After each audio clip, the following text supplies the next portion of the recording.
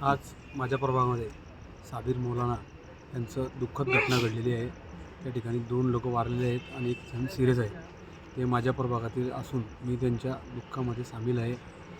या ठिकाणी जळगाव शहराचे आमदार राजूमामा भोळे यांनी त्यांच्या परिवाराला आर्थिक मदत म्हणून 1 लाख रुपये देण्याचे सांगितले आहे आणि लवकरच मामा 1 लाख रुपये चेक त्यांच्या घरी व महावितरणतर्फे त्यांना आम्ही जी मदत आहे ती मदत लवकरात लवकर मिळवून देणार आहोत। आपल्या वार्डामध्ये अनेक वर्षापासून ही जी समस्या आहे इलेक्ट्रिक वायरची, हाय व्होल्टेज वायरची, मागे पण एक अशी दुर्घटना झाली होती, त्याच्यामध्ये सुद्धा 2 तरुण हे जागीच गतप्राण झालेले होते रिक्षामध्ये। आणि जवळपास त्या ठिकाणापासून फक्त 100 मीटरवर ही दुसरी दुर्घटना झालेली आहे। तरी पण MSCDCला जागा येत नाही, म्हणजे काय म्हणाल दादा आपण? MSCBचं या ठिकाणी दुर्लक्ष आहे। MSCB याला सर्व कारणीभूत MSCBच आहे।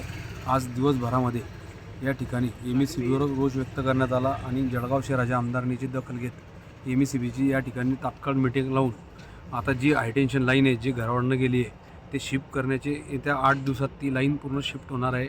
उद्या सकाळी 10:30 वाजता त्या ठिकाणी सर्वे होणार आहेत आणि याला जे अधिकारी जबाबदार आहे त्यांच्यावर गुन्हा दाखल होणार आहेत। यासाठी समितीसुद्धा MSCB नेमणार आहेत आणि राहिलेल्या बाकीच्या गोष्टी त्या ज्या वार्डामधल्या प्रभागात जे बाकी तार खाली उडणं बघताय, बाकी ठिकाणी हायटेन्शन आहे, याच्यातसुद्धा उद्या सर्वे होणार। महानगरपालिका आणि महावितरण दोघांच्या संयुक्त विद्यमानाने सर्वे होऊन ती लवकरात लवकर हटवण्यासाठी मी स्वतः वैयक्तिक प्रयत्न करणार आहे।